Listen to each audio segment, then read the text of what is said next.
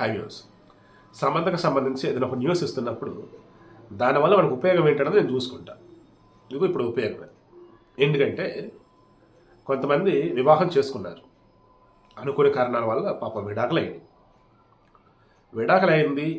వాళ్ళ వయసు చిన్నదనుకోండి, పెళ్లి చేసుకో, ఒంటరిగా ఉండొద్దు, అది సావ కొడతా ఉంటారు. వాళ్ళకి పిల్లలు ఉన్నా సరే, చిన్నపిల్లలు కదా, ఏం చేసుకో అద్దని. ఇప్పుడు అలాగే సంబంధం నెట్లో కొంతమంది హడావుడి చేస్తూ ఉంటే సింపుల్గా చెప్పాడేసి, బాబు నేను ఆల్రెడీ పెళ్ళయింది, విడాకులు తీసుకున్నా కదా, అంటే ఒక పెళ్ళి అయిపోయిందా, విడాకులు కదా. మన భారతదేశంలో విడాకులు తీసుకునే వాళ్ళు అత్యధిక మంది ఎవరో తెలుసా? రెండో పెళ్లి చేసుకునే వాళ్ళు, మూడో పెళ్లి చేసుకునేవాళ్ళు. అంటే మొదట పెళ్లి చేసుకున్న వాళ్ళలో చాలా తక్కువ విడాకులకు వచ్చేది. రెండో పెళ్లి, మూడో పెళ్లి చేసుకున్న వాళ్ళలో ఎక్కువగా విడాకులకు అప్లై చేస్తూ ఉన్నారు. అంటే ఇప్పుడు నేను మరలా పెళ్లి చేసుకుని మరలా విడాకులు తీసుకోవాలా, నాకు వదిలేబాబా టార్చరు, ఇలా నేను బాగానే ఉన్నా, నేను ఇలాగే ఉంటా అని చెప్పేశాను. సో నేను కూడా చెప్పేది అదే, ఫస్ట్ పెళ్ళైనా, సెకండ్ పెళ్ళైనా, థర్డ్ పెళ్ళైనా, 100వ పెళ్ళైనా, 1000వ పెళ్ళి ఏదైనా కానీ గుర్తుంచుకోండి, అవతల ఫోర్స్ చేశారనో లేదన్నప్పుడు ఇంక వేరే వేరే ప్రెజర్ల వల్ల మీరు మైండ్లోకి రానివ్వకండి పెళ్ళి.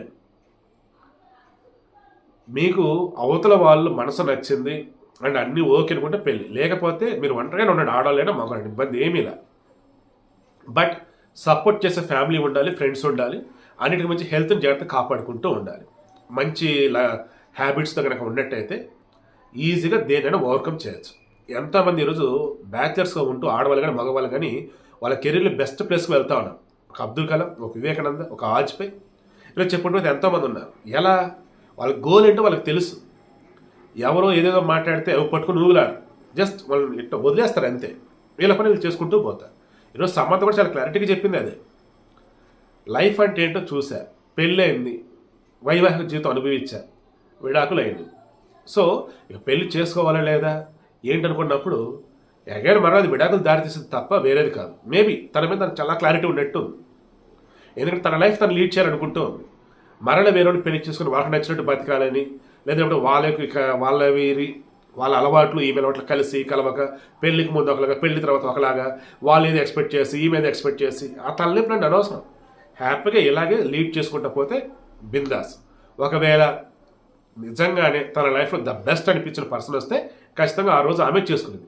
ఈలోపు జనాలు అడగాల్సిన అవసరం లేదు. నా మాట చెప్తున్నా, నేను ఇక్కడ సమంత అనే పేరుని చెప్పా, మీరు అక్కడ మీకు తెలిసిన వాళ్ళ పేరులో మీ పేరులో పెట్టుకోండి. అంతిమంగా ఈ వీడియో పర్పస్ ఏంటంటే, సమాజంలో జనాలు ఏదో అడుగుతున్నారని, తెలిసిన వాళ్ళు, బంధువులు, ఇంట్లో వాళ్ళు ఏదో నానా రకాలుగా ఇబ్బంది పెడుతున్నారని పెళ్లి చేసుకుంటే అంతకన్నా మూర్ఖత్వం ఇంకోటి ఉండదు.